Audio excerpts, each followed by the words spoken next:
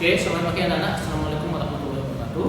Anak-anak kelas 10, kita masuk materi bab baru ya. Minggu kemarin kalian telah mempelajari tentang bab 1 eksponensial. Mungkin nanti eksponensial ada hubungannya sama materi ini. Ya, ada yang berhubungan dengan materi ini.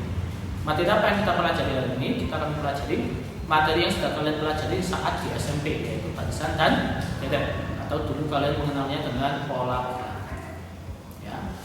Nah, apa itu barisan atau pola bilangan? Barisan pola bilangan itu kalian bisa mendefinisikan sendiri. Setelah saya menerangkan panjang lebar, nanti kalian bisa simpulkan sendiri apa sih barisan dan apa itu deret. Ya. Nah, kalian bisa lihat narasi ini. Ini ada suatu data tentang penderita COVID-19 varian Delta di kota X, bukan kotanya ya. Nah, di kota X ini kalian lihat tabelnya ya. Pada bulan Januari 2021, setelah varian Delta sudah mulai menjangkiti Indonesia, itu jumlah penderita COVID itu di bulan itu yang positif ya, yang suspek positif itu ada 100 orang. Di bulan Februari ternyata menjadi 125.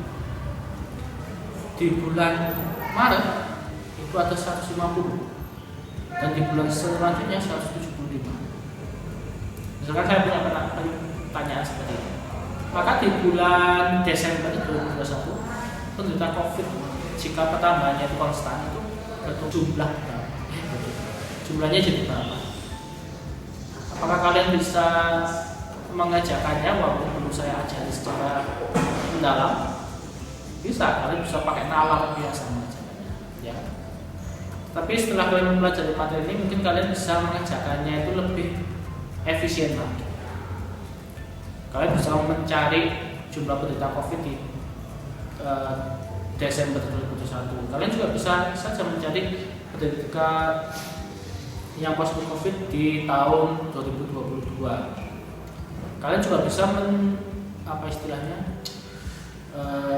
menghitung jumlah penderita COVID sepanjang tahun 2021, lebih efisien menggunakan materi ini. Nah, tetapi manfaat materi ini juga tidak ada dalam kehidupan sehari-hari. Kenapa? Nah, ini saya sudah mewawancarai 2 orang staf dan guru yang bukan basicnya matematika ya. Ini orang yang saya cari itu yang bukan dari matematika. Saya akan bertanya, saya beri soal barisan seperti apakah mereka bisa mengerjakannya padahal basicnya bukan matematika. Nah, kenapa kok saya wawancarai 2 orang yang bukan matematika? Karena ini nanti penting, karena nanti kalian tahu manfaatnya mempelajari materi ini itu untuk kedepannya. Oke, kalian simak itu. Kita ketemu lagi dengan saya Pak Bagus. Hari ini kita kegiatan kita adalah kegiatan saya itu akan mewawancarai beberapa staf sama guru yang bukan matematika ya, yang non matematika tentang materi barisan deret. Perkenalkan, di sebelah saya sudah ada Mbak Nikita ya. Ini Mbak Nikita sebagai apa?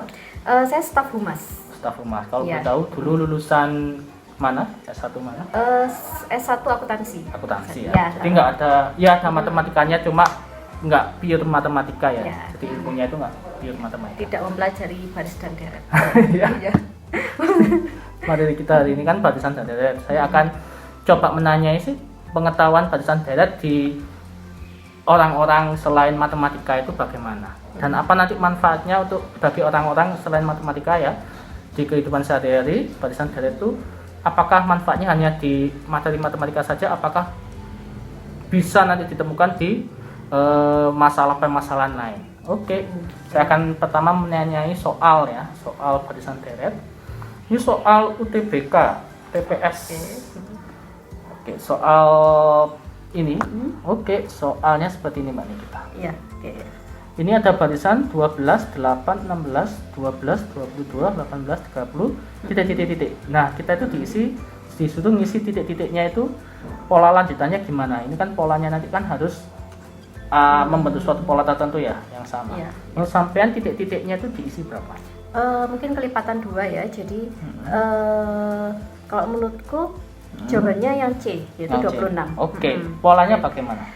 Jadi ini pertamanya 12 ditambah 4 sama dengan 16. Oh, jadi lompat gitu ya? Ya, Lompat kalau serba. menurut saya lompat sih. Terus 16 ditambah 6 22. 22 ditambah 8 jadi 30. Kemudian yang 8 ini ditambah 4 jadi 12.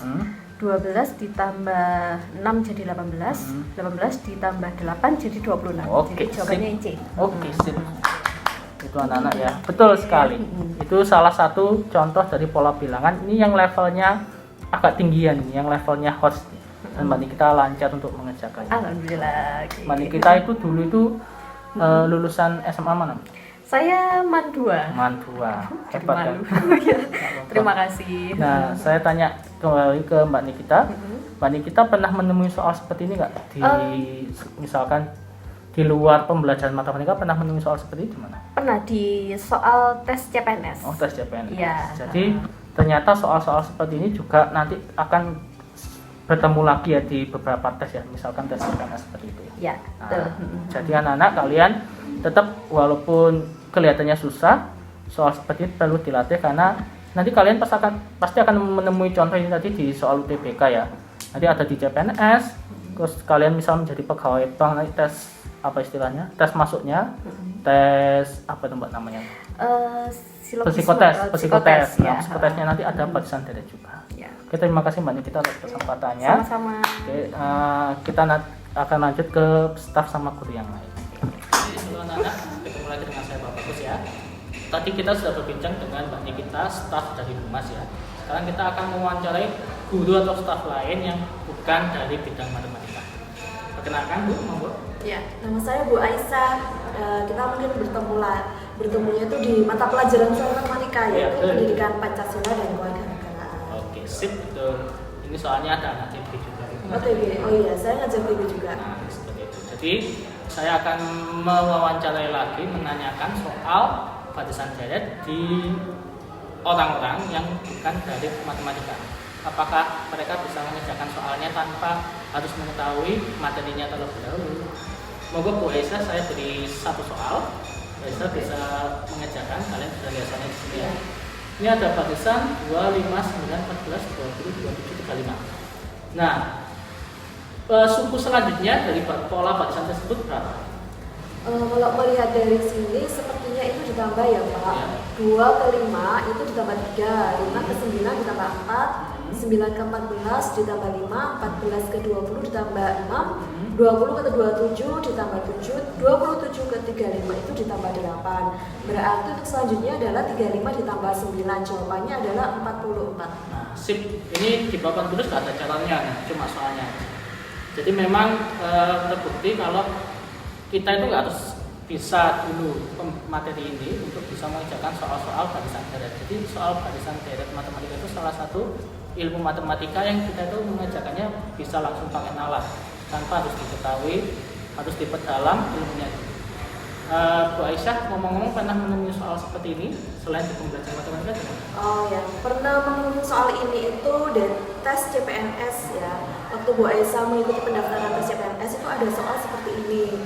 Selain di tes CPNS itu pasti juga akan bertemu di SBMPTN ya. Kalau sekarang namanya apa ya Pak? UTBK. UTBK itu. Kalau kalian mau masuk ke daftar perguruan tinggi itu pasti akan menemukan soal-soal seperti ini. Oke, betul. Mungkin bukan hanya di SBMPTN aja ya Pak, tetapi mungkin kalau mau daftar tentara, mau daftar ke polisi itu pasti akan menemukan soal-soal seperti ini. Betul. Pengalaman langsung dari Bu Aisyah ya. Saya dulu juga pas sebelum jadi guru mencoba masuk menjadi pegawai bank itu juga psikotesnya juga menemukan soal seperti ini. Jadi soal-soal barisan deret itu nanti penetapannya di kehidupan sehari-hari itu nggak secara langsung ya, atau mungkin ada beberapa nanti kasus langsung, tapi kebanyakan itu diterapkan digunakan saat kalian misalkan mau tes tadi CPNS, tes masuk ke perguruan tinggi negeri dan sebagainya. Oke, terima kasih Bu Aisyah atas kesempatannya. Sama-sama. Oke, kita lanjut tadi ya, yaitu wawancara dengan Mbak Nikita, staf Humas, sama Bu Aisyah, guru PPKN. Mungkin kalian guru PPKN-nya juga Bu Aisyah. Itu namanya Bu Aisyah itu yang itu, guru PPKN. Ya, oke, saya akan lanjut ke contoh-contoh dari pola bilangan. Ya. Jadi Bu Aisyah sama Mbak Nikita sudah mengerjakan soal dan mereka bisa mengerjakan soal dengan lancar ya. Dan kalian kan tahu manfaatnya ternyata barisan nanti masih kalian temukan di tes masuk perguruan tinggi atau istilahnya SBMPTN atau sekarang UTBK, biasanya di soal TPS. Terus kalian juga bisa menemukannya di tes CPNS kalau kalian nanti pengen jadi PNS ya. Di tes masuk kepolisian, psikotes, tes masuk tentara juga. Terus jadi pegawai bank nanti psikotesnya juga menemukan barisan. Jadi kalian akan menemukan barisan itu di hampir semua tes masuk yang membutuhkan psikotes. Ya, karena memang ini mengetes nalar kalian dalam mencari angka selanjutnya dalam ini. Oke, ini sebelumnya saya minta maaf karena papan tulisnya kotor. Ini nggak bisa dibersihkan karena yang di kelas yang biasanya saya buat rekaman itu dipakai untuk kegiatan lain. Oke, ini saya sudah memberi beberapa contoh dari pola bilangan yang tentu polanya berbeda-beda, akan kita cari satu persatu.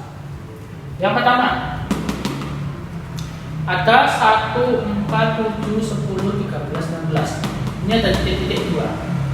Nah ini kalian nanti mencari 2 angka selanjutnya dari pola itu sambil kalian cari sendiri ya. 1, 4, 7, 10, 13, 16. Nah ini nanti polanya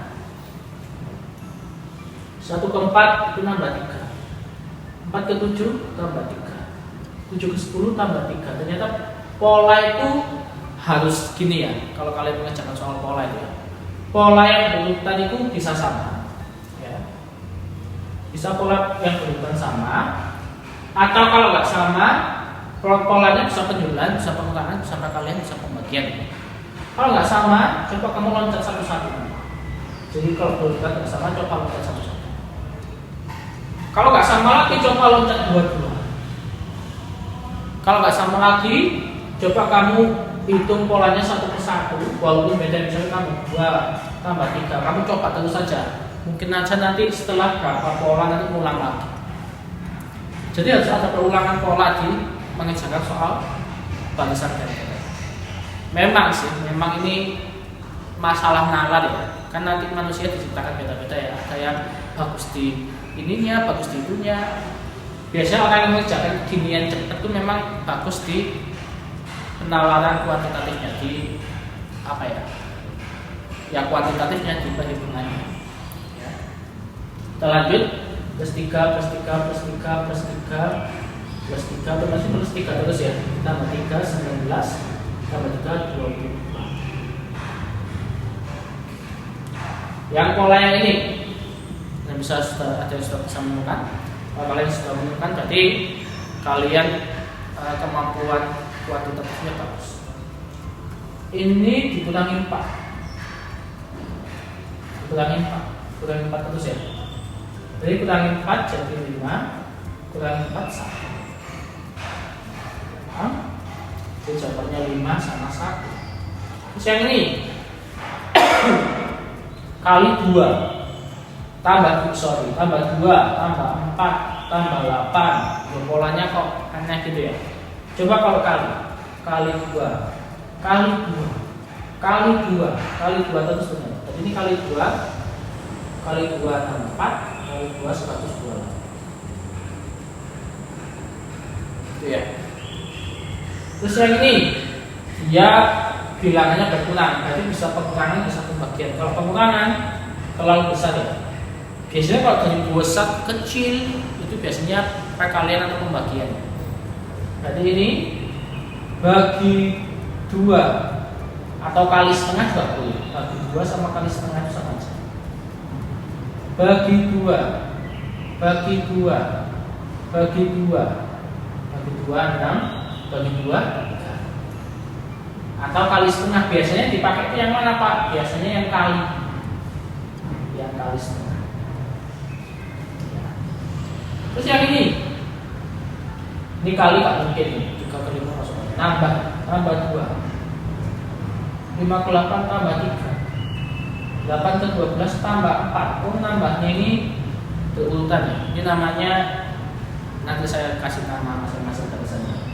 Ini nambah 5, nambah 6. Jadi ini nambah 7, yaitu 30. Ini nambah 8, berarti 38. Terus yang ini nambah 4, nambah 10, nambah 4, nambah 24. Oh, nggak sama, tapi nambah 4-nya ini sama ya. Nambah 4. Berarti ini bukan tambah 10 tambah 24. 10 ke 20 itu selain nambah 10 saja kali 2. Kali 2. Oh, ternyata polanya nambah 4 kali 2, nambah 4 kali 2, nambah 4 kali 2. 104. Terus nambah 4 104. Paham? Jawabannya 104 sama 104.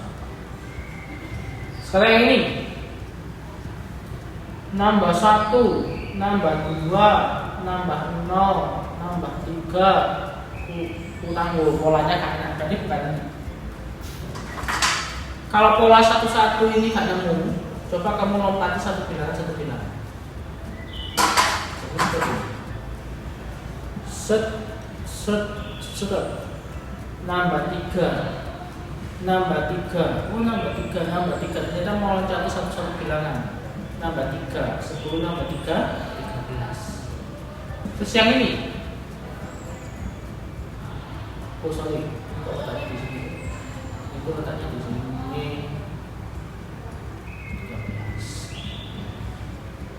13. Yang ini, nambah 2, saya aja. Nambah 2, nambah 2, nambah 2, nambah 2. Ya. Berarti ini 10. Jadi 13 sama 10.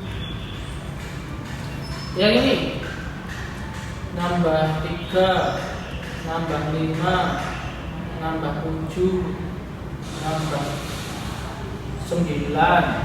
Ini pola ini nambah 2, nambah 2, nambah 2 gitu ya. 3, 5, 7, 9 kan kita tambah 2, tambah 2 gitu.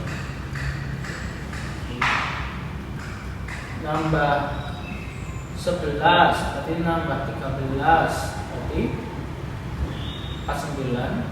Nambah 15, 64. Atau bisa saja ini bilangan kuadrat, 1 kuadrat, 2 kuadrat, 3 kuadrat, 4 kuadrat, ya kan? 5 kuadrat. Ternyata ada banyak pola untuk soal ini. Yang ini nambah 7, nambah 19, nambah 37, gak enak polanya. Berarti bukan nambah itu. Kita bisa menebak ini polanya gimana. Ini 1 pangkat 3, 2 pangkat 3, 3 pangkat 3, 4 pangkat 3, 5 pangkat 3. 1 pangkat 3 kan 1, 2 pangkat 3 kan materi yang kemarin ya, 2 kali 2 kali 2, 8. 3 pangkat 3, 3 kali 3, 9 kali 3, 27. Ternyata polanya pangkat 3, berarti ini 6 pangkat 3, 216, 7 pangkat 3, 343. Seperti itu. Terus yang ini nambah 2, nambah 6, kurang 5, kayaknya tambah 2, tambah 12, kurangi 6, kurangi 5. Ini sama tambah 2, nambah 2, kurang 5, kurang 5. Nambah 2. Berarti ini bukan plus 6, bukan plus 12. Berarti ini kali 3. Kalau kali 3 sama. Kali 3. Kali 3. Jadi plus 2 kali 3 kurangi 5. Plus 2 kali 3 kurangi 5. Plus 2 kali 3 45 kurangi 5 40.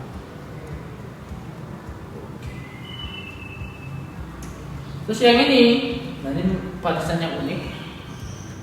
1 ke 1 nambah 0, 1 ke 2 nambah 1, nambah 1, nambah 2, nambah 3, nambah 5, tuh kan? Aneh kan barisannya? Nah, ini tuh caranya 1 tambah 1, 2, 1 tambah 2, 3, 2 tambah 3, 5, 3 tambah 5, 8, 5 tambah 8, 13, 8 tambah 13, 21, 34, 5, 8, 9, betul? 5, betul. Nah, saya kasih nama ya. Ini barisan pola bilangan yang selisihnya sama, plus 3, plus 3, plus 3, atau dikurangi 4 semua, pokoknya selisih atas sukunya sama, ini disebut barisan aritmatika.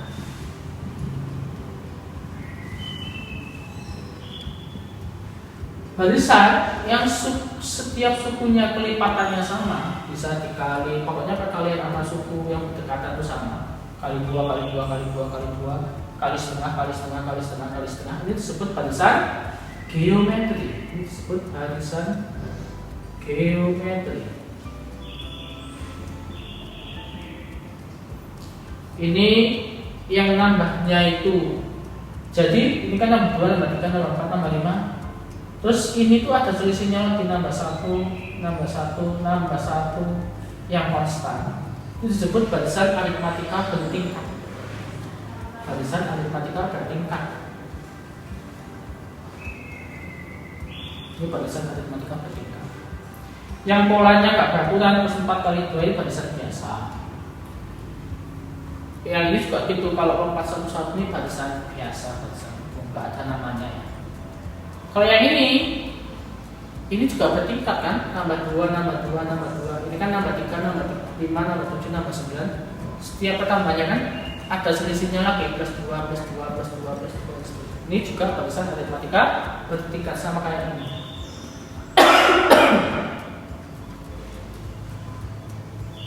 Atau juga selain bertingkat, ini kan juga tadi aku bilang bilangan kuadrat kan, 1 kuadrat, 2 kuadrat, 3 kuadrat, 4 kuadrat, disebut barisan kuadrat atau juga disebut barisan persegi. Bisa. Kenapa kok disebut barisan persegi?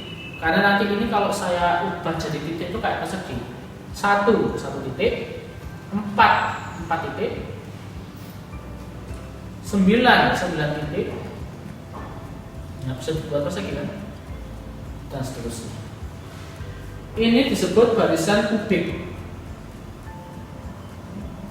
Barisan kubik, barisan pangkat 3. Nah, yang terakhir ini, yang tadi susah ini disebut barisan Fibonacci. Fibonacci.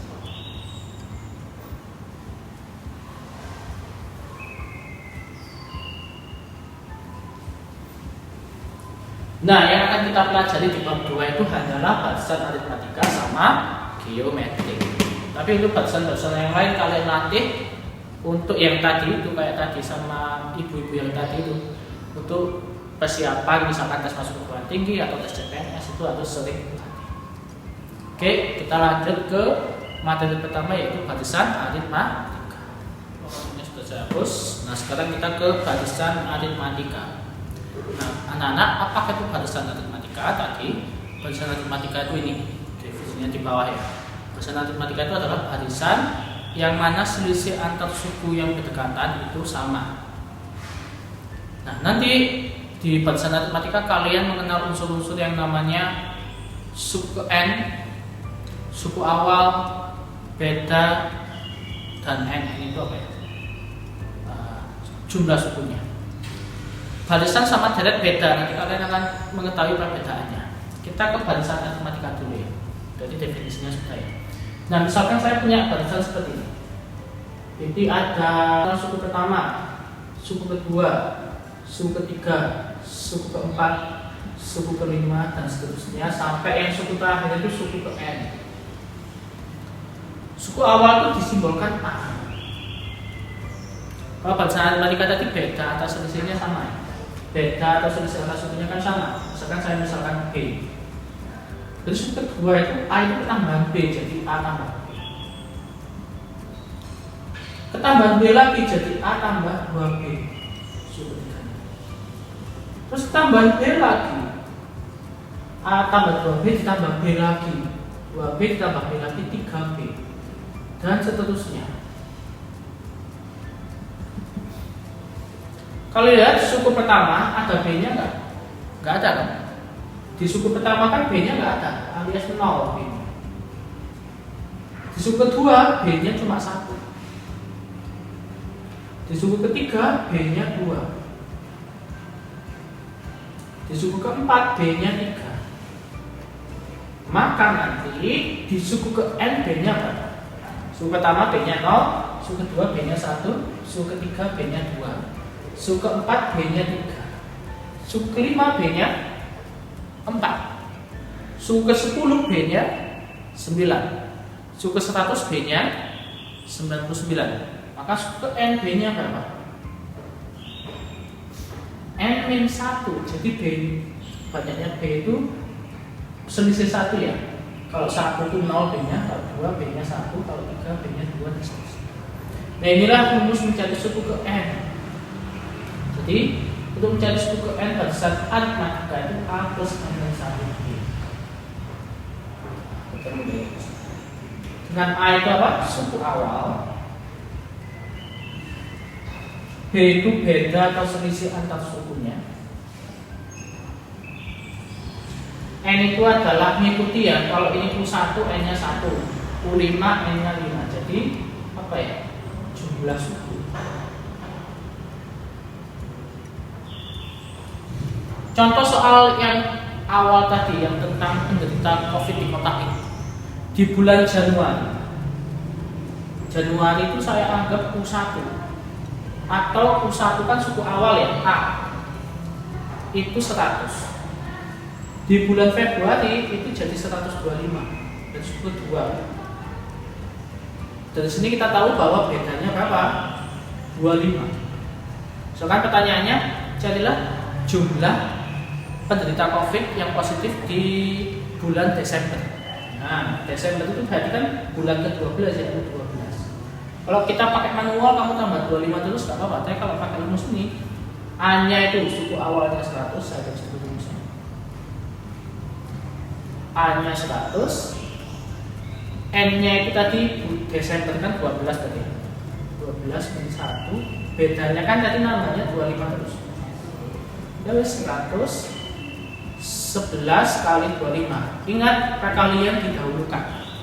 11 kali 25 itu adalah 275. Jadinya 375 orang yang menderita positif COVID di bulan Desember. Hati-hati kalau polanya itu berkurang. Pola barisannya itu berkurang. Ini saya hapus ya. Saya sudah tahu rumusnya. Sekarang ada soal seperti ini. Ini ada 46, terus 42, 38, 34, 30 dan seterusnya. Pertanyaannya itu, maka suku ke misalkan aja 20 itu berapa? Yang kedua, suku negatif, suku yang bernilai negatif pertama. Suku yang bernilai negatif pertama itu di suku keberapa? Negatif pertama.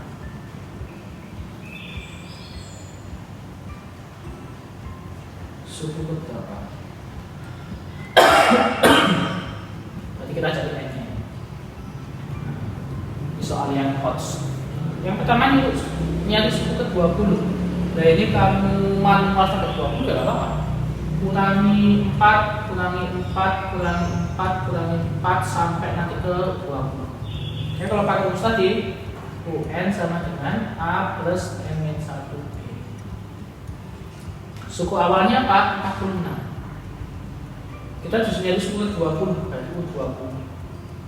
Berarti N-nya nanti 20 kurangi 1. Nah hati-hati dengan beda. Beda itu ini kan pengurangannya, dia akan berkurang. Jadi bedanya nanti negatif menyesuaikan ini. Jadi kan ini min 4 min 4, jadi bedanya min 4. Hati-hati loh ya, bukan 4 tapi min 4. 46 19 kali min 4. 46 plus kali min 76 min 30. Jadi sumber 20 nya min 30. Terus berarti suku negatif pertama, bilangan sebelumnya negatif kan 0. Nah yang dicari ini kan n ya, nomor 2 itu. Saat dia bernilai negatif, bilangan sebelum negatif kan 0. Jadi kamu anggap aja cari n saat un nya itu 0. Suku n nya itu 0. Nah un tadi rumusnya adalah a plus n min 1 b. Un nya itu 0. Suku awalnya 46. N yang kita cari bedanya tadi min 4. 0 46 min 4 masukkan pada perkalian lanjut. Min 4 kali n min 4n min 4 kali min 1 plus 4. Min 4n ke sana jadi positif 4n. 46 tambah 4 50. N nya itu 50 dibagi 4 sekitar 12,5. Jadi kita bulatkan. Nah, ternyata pas di suku ke 12,5 harusnya itu bulat ya. Di suku ke 12,5 itu 0. Berarti di suku ke berapa dia bernilai negatif?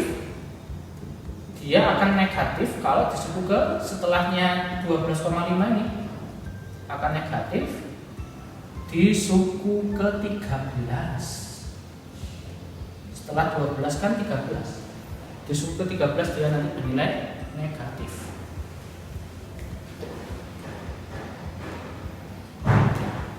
Banyak contoh soalnya. Ini saya hapus.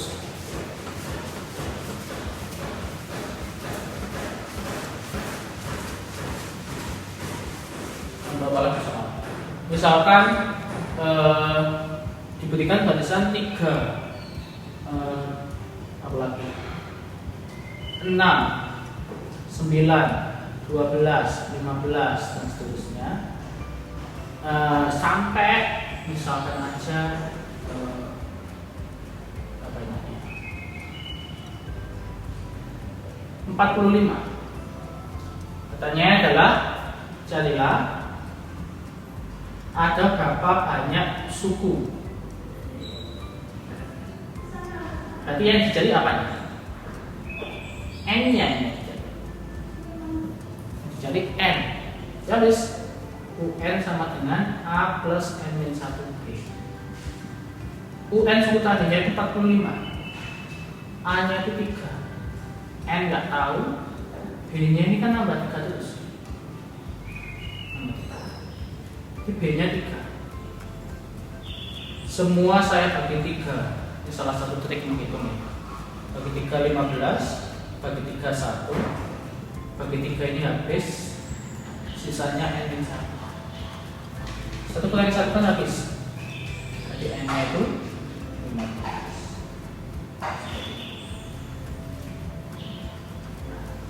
Terus nanti kalian juga akan mengenal namanya suku tengah. Suku tengah. Suku tengah itu simbolnya UT. Rumusnya adalah A plus UN per 2. Gampangannya suku awal ditambah suku terakhir bagi 2. Contoh soal ini, suku tengahnya soal ini berapa? Suku tengahnya berapa? Apakah suku tengahnya ini? Ya wes, suku tengah sama dengan suku awal tambah suku akhir bagi 2.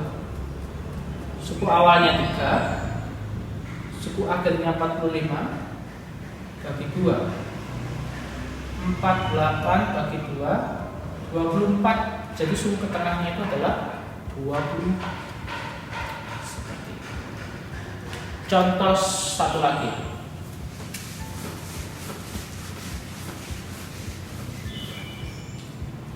Diberikan Misalkan suku ke 5 barisan aritmatika itu misalkan aja 47 dan suku ke 2-nya itu adalah misalkan aja 23. Berarti adalah suku awalnya. Barisan aritmatika ini. Wow. Nih. Tapi barisan aritmatika diketahui suku ke-5-nya 47, suku ke-2-nya 23. Suku ke-5 itu 47, suku ke-2-nya itu 23. Yang kalian tahu rumus UN itu di barisan aritmatika A plus N-1 B. Suku ke-5 A-nya tetap gak diketahui, N-nya berarti ganti 5 kan mengikuti ini. 5 kurangi 1 4. B-nya juga nggak diketahui, sama dengan 47. Yang ini U2 berarti N-nya diganti 2, A sama B-nya tetap ya, A-nya nggak diketahui, N-nya ini diganti 2 gitu ini, 2 kurangi 1 itu 1, B-nya tetap karena nggak diketahui, sama dengan 23. Dan ini akan kita eliminasi materi SMP ya, eliminasi ya. A kurangi A, B 4 kurangi 1 3. 47 kurangi 23, 24. Oh, B-nya itu 8. Yang dijadikan suku awal itu A. Berarti B ini masukkan di salah satu dari ini. Disubstitusi ke sini bisa, di sini bisa. Misalkan yang ini ya. A ditambah B-nya 8 sama dengan 23. Maka A-nya itu 23 kurangi 8. 8 ke sana pindah jadi dengan 5. Nah, inilah barisan aritmatika ya. Oke, karena waktu sudah panjang dan baterai saya mau habis, untuk jadat aritmatika kita lanjutkan di pertemuan selanjutnya. Terima kasih atas perhatiannya. Setelah kalian menyimak video ini, kalian coba kerjakan soal bawah ini. Terima kasih atas perhatiannya. Wassalamualaikum warahmatullahi wabarakatuh.